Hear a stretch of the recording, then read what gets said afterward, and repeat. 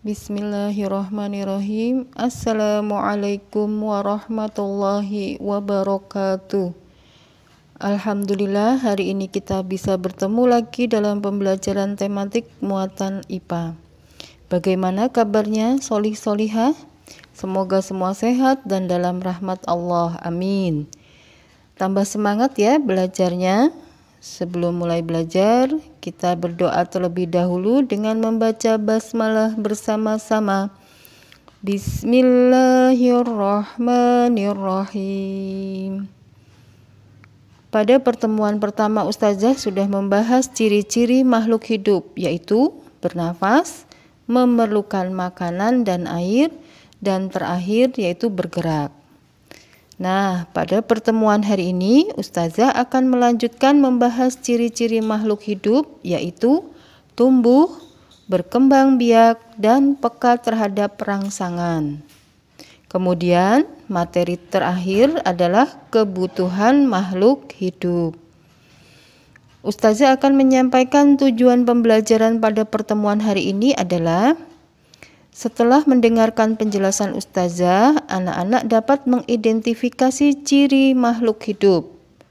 Yang kedua, mengidentifikasi kebutuhan manusia, hewan, dan tumbuhan.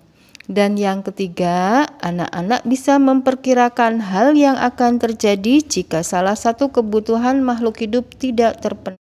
Baiklah anak-anak, Ustazah akan menjelaskan ciri makhluk hidup yang selanjutnya, yaitu tumbuh. Tumbuh adalah bertambah tinggi dan bertambah berat. Coba anak-anak amati gambar pada video ya. Gambar pada video menggambarkan pertumbuhan yang terjadi pada manusia, yaitu dimulai dari bayi, selanjutnya anak-anak, kemudian remaja, setelah itu dewasa, dan tahapan yang terakhir menjadi tua. Kemudian contoh lagi pertumbuhan pada hewan.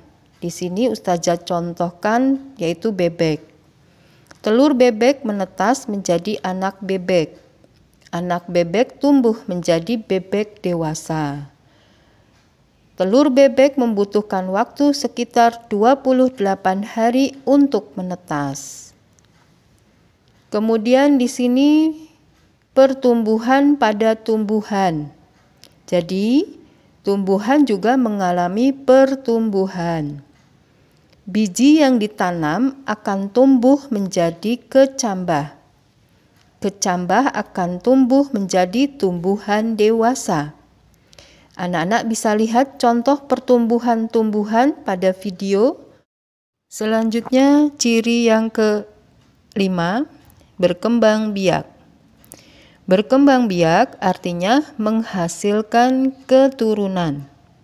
Tujuannya adalah melestarikan jenisnya agar tidak punah. Makhluk hidup berkembang biak. Cara makhluk hidup berkembang biak bermacam-macam.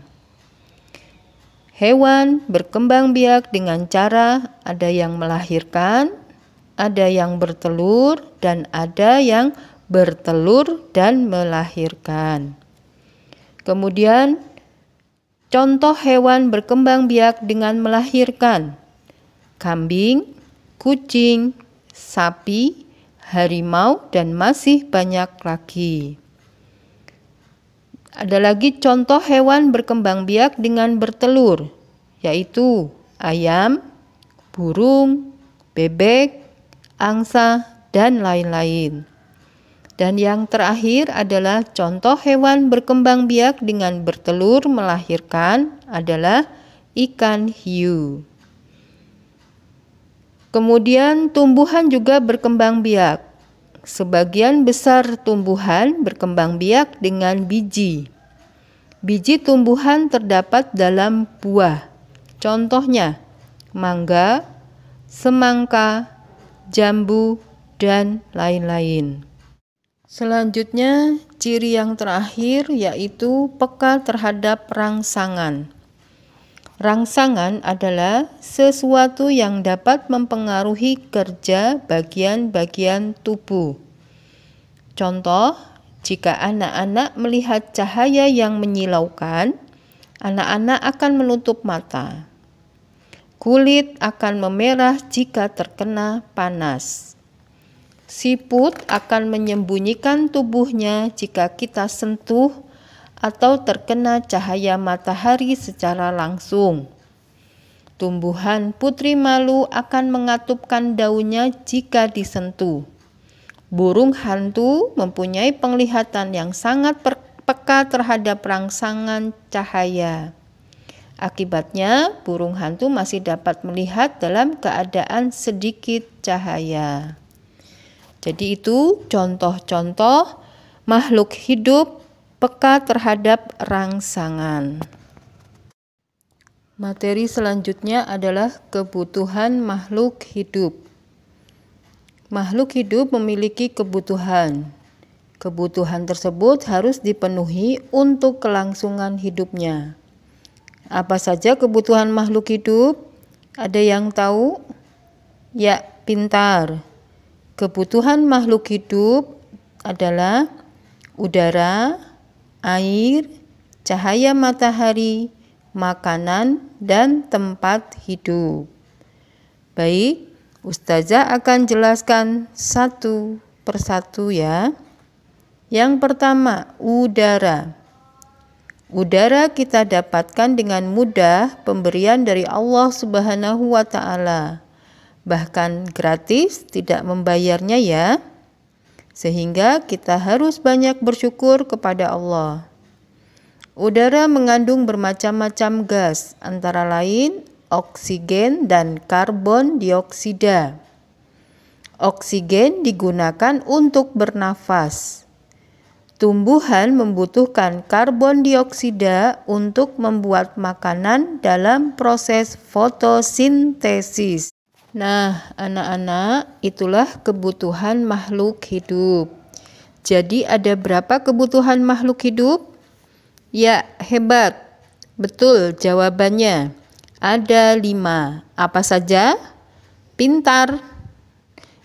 Ada udara, matahari, air, makanan, dan tempat tinggal. Demikianlah anak-anak materi IPA tentang kebutuhan makhluk hidup. Ustazah pesan, silahkan anak-anak mempelajari lagi materi dari Ustazah dengan membaca buku paket ESPS IPA-nya ya. Semoga anak-anak paham dengan materi yang Ustazah sampaikan hari ini. Amin. Tugas selanjutnya, silahkan anak-anak kerjakan soal dari Google Form.